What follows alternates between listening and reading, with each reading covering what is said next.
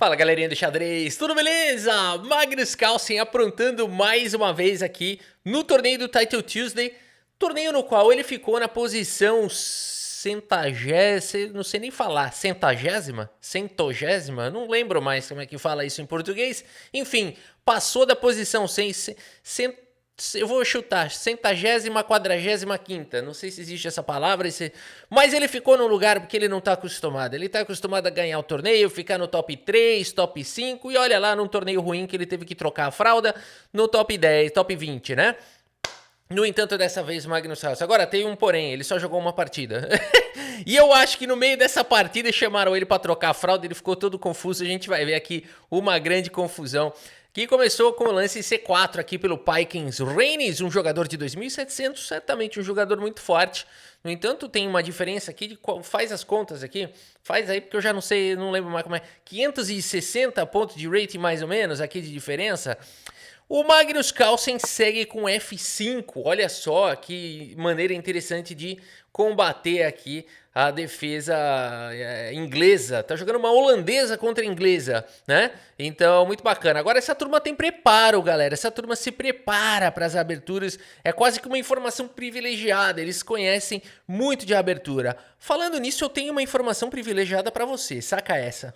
Você vai jogar um torneio de xadrez antes daquela partida importante. Os jogadores de alto nível estudam o histórico do adversário, as aberturas que ele joga, os padrões que ele repete e...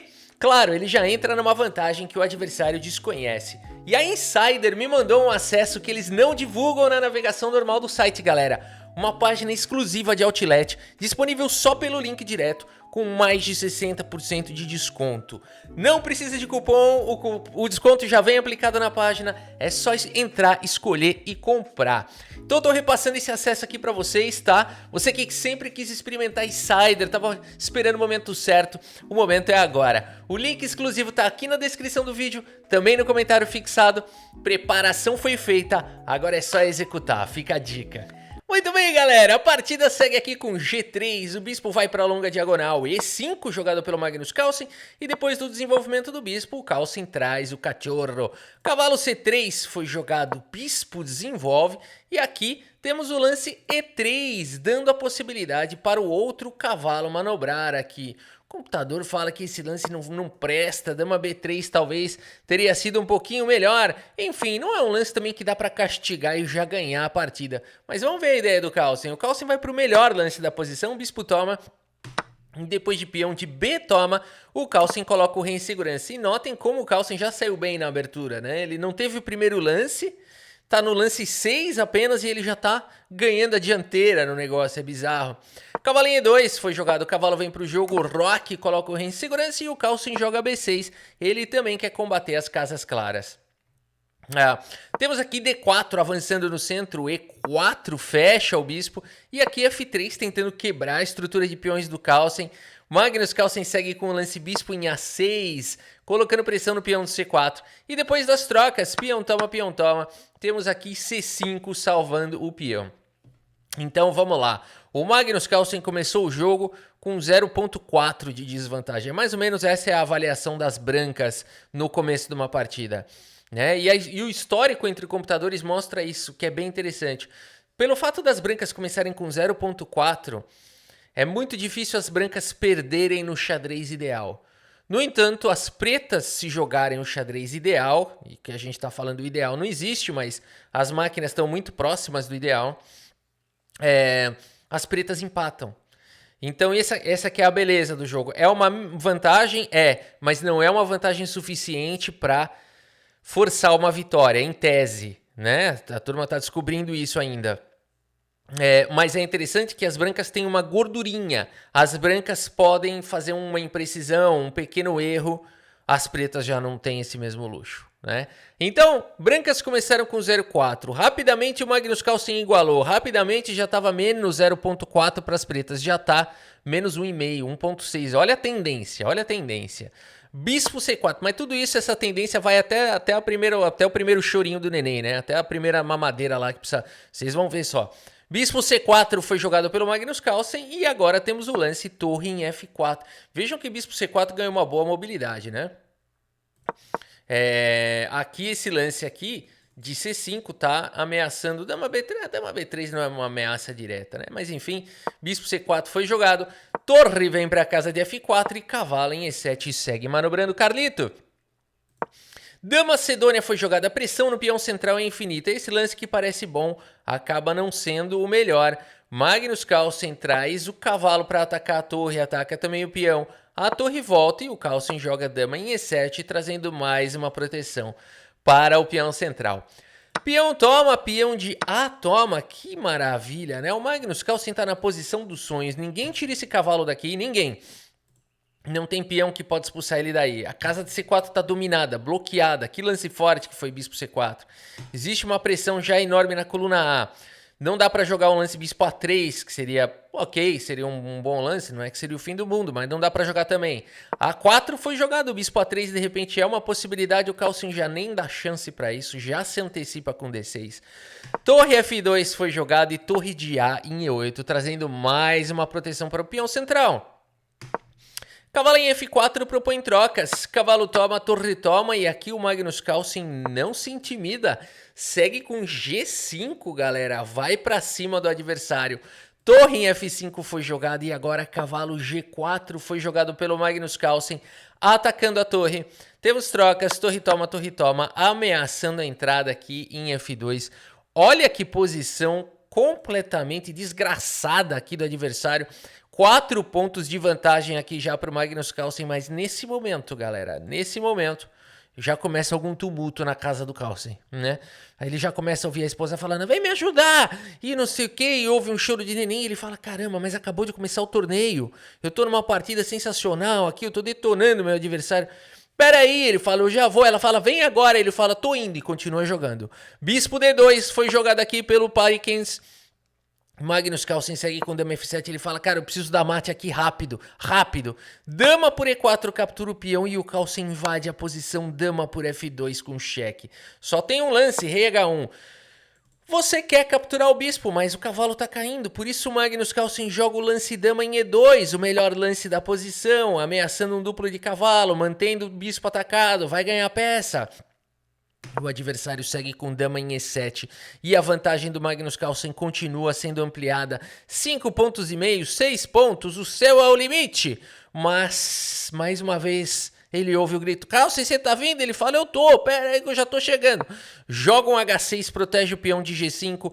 Temos agora aqui o lance dama por peão e o Carlsen joga D5, protege o bispo aqui mais uma vez, esse lance já não foi tão bom, ele já tá com a cabeça aqui e ali, aqui talvez tivesse sido um pouquinho melhor, não o lance D5, mas cavalo em F2, direto seguido de cavalo D1 com um ataque violento aqui na posição, mais uma vez ele não pode tomar o bispo porque tá caindo, então eu acho que o Carlsen com esse lance quis proteger o bispo e ameaçar o bispo aqui. No entanto, dama D7 foi jogado mais uma vez, amarrando aqui a defesa na proteção do cavalo. E o Magnus Carlsen, que poderia praticamente arrematar com o lance bispo D, mas não é fácil. Bispo D3, vamos lá, vai. Esse aqui é o lance do Felipinho, né?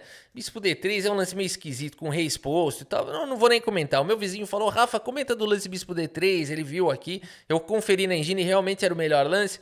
O neto do... Mas, enfim, eu não vou nem comentar esse lance aqui, que é mentiroso. Cavalo em F2 foi jogado pelo Magnus Carlsen, rei G1. E dama por D2. Galera, a vantagem do Magnus Carlsen virou pó. Nesse momento ela grita de novo, mas cadê? Ele falou, eu tô esquentando aqui, tô lavando a mão, né? Ele teve que inventar alguma coisa, porque tava demorando muito, né? Como é que você quer que eu vá lá mexer no bebê sendo com a mão suja? Ela falou, tá bom, né? Ele ganhou um tempinho aqui, a partida segue com dama em E6 com cheque, galera. E agora, hein? Vai ter perpétuo aqui. Rei G7, dama em E7, vai ter perpétuo. Magnus cobre com a torre, mas agora dama em E5 vai dar perpétuo. Cheque de novo, o rei escapa, mas agora dama em E6 ameaça a torre. E aqui então o rei tem que defender, dama em E5 dá cheque. O Carlsen fala, cara, eu não posso empatar isso aqui. Eu não posso empatar com um cara de 2,695, eu vou perder 20 pontos de rating numa partida só. Segue com o lance F8, ele precisa ganhar. E ele já começa a ouvir os passos chegando e caramba, eu preciso dar mate logo, ela veio ver o que eu tô fazendo. Dama D6 foi jogado com cheque. Nesse momento, o Magnus Carlsen segue com o lance rei E8 e já começa a ficar difícil essa história de cheque. Aqui talvez dama B8 fosse um pouquinho melhor, mas o cara não vai calcular que dava pra dar cheque infinito. Aqui tem umas linhas meio mentirosas aqui. Eu vou passar até rápido porque ela tá chegando, Agora é o seguinte, claro, é uma linha de computador aqui, nem vale a pena estudar isso daqui com calma. Agora, dama D6 foi jogado, Magnus Carlsen joga rei E8, o adversário continua dando cheque, mas agora a torre E7 cobriu, dama C8 vem com cheque, o rei escapa para F7, dama em F5, os cheques nunca acabam, mas rei G7, os cheques acabaram, galera. Posição de Juscelino, acabou cheque, galera, acabou cheque, mas nem por isso as brancas estão ruins, porque agora a dama por cavalo foi jogado, igualando aqui a questão material. Mais do que isso, as brancas têm 2 peões a mais. E o Carlsen nesse momento já tá desesperado. Segue com dama por C3 aqui. Também poderia dama por E3, mas trocar as damas não. Dama por C3 atacando a torre. E aqui nesse momento, ele tava com a porta trancada, ela começou a bater na porta. Abre, Magnus, abre, marido, abre, Magnus. Não sei se ela chama ele de Magnus Carlsen, de marido, de Carlito. Deve chamar ele de Carlito. Abre, Carlinhos, né? Começou a bater na porta. O Magnus falou, eu tô enxugando a mão. Nisso o adversário joga o lance, tudo que o Magnus precisava. O lance torre E1. Um blunder desgramado, porque aqui dama em E1 era o melhor lance da posição. E aqui o Carlsen acaba recuperando os peões, mas imagina, essa partida aqui vai embora, vai mais uns 200 lances. Na melhor das hipóteses, o Carlsen vai ficar dando perpétuo aqui, mas ele vai perder 20 pontos de rating. Mas nesse momento acontece um milagre. O adversário joga o lance torre 1, galera, e esse lance é uma pendurada federal. Por quê? A dama tem que defender a torre, mas depois de torre F7, como é que a dama vai continuar defendendo a torre? Me conta. Não dá. Essas casas não estão disponíveis, nem por causa da torre e por causa do bispo. Também não dá pra jogar dama aqui pra defender a torre, não dá. Não dá pra ir pra um contragolpe pra cima da dama, não tem jeito. Magnus segue com torre F7. Nesse momento ele ouve o trinco abrindo, ele tava trancado. Ela, abre a porta, por favor. Ele segue, agora a partida segue com bispo F3, torre por F3 sem titubear, porque agora a dama vai perder a defesa da torre. Dama toma, e o Carlsen começa a berrar no quarto. Por que esse filho da mãe não abandona? Rei G2 foi jogado, bispo D3. Belo lance aqui do Carlsen. Não dá pra tomar o peão por conta de cheque mate da cauda de pomba. Galera, você conhece o mate da cauda de pomba? Ó, isso aqui é uma cauda de pomba, né? Isso aqui é um cheque mate, ou é cauda de andorinha? Sempre tem a discussão, né? Ou sempre vai ter alguém que vai falar, não, esse é o da andorinha, o da pomba é não sei de que jeito. Pra mim é tudo igual, pomba, andorinha, é um rabo de pássaro aqui. Agora é o seguinte, galera, a partida seguiu com o lance rei H3, nesse momento ela já pegou um clips, começou a destravar lá, ela falou, eu quero ver se você tá preparando a mamadeira. Começou com o clips na porta, Magnus Carlsen segue com bispo em F1 com cheque, rei G4. Magnus segue com bispo E2, galera. Nesse momento, o adversário abandona aqui a partida. Abandonou porque não dá mais. Mal sabe o adversário que ele devia continuar aqui, porque nesse momento abre a porta, ele desliga o notebook, joga o notebook, fecha a tampa, finge que tá secando a mão, fala, pronto, tá aqui, pega aquela mamadeira que já tava pronta faz tempo e fala, vamos lá, né? E aí abandona o torneio. Magnus Carlsen ganhou essa partida e não jogou mais o campeonato. Então não é fácil, não é fácil. E por isso então a gente fica com essa bela partida. Vamos dar uma olhada no relatório aqui do chess.com. Magnus Carlsen fez aqui os seus... Começou bem aqui o campeonato, 86.7, tava indo bem aqui, ó, partida perfeita. Aqui a gente já sabe o que aconteceu, né? Mas teve um final feliz aí. Muito bem, meus amigos, por hoje é isso. Espero que vocês tenham gostado da partida e do vídeo. Muito obrigado pela sua audiência, um grande abraço para todos vocês e até a próxima. Valeu!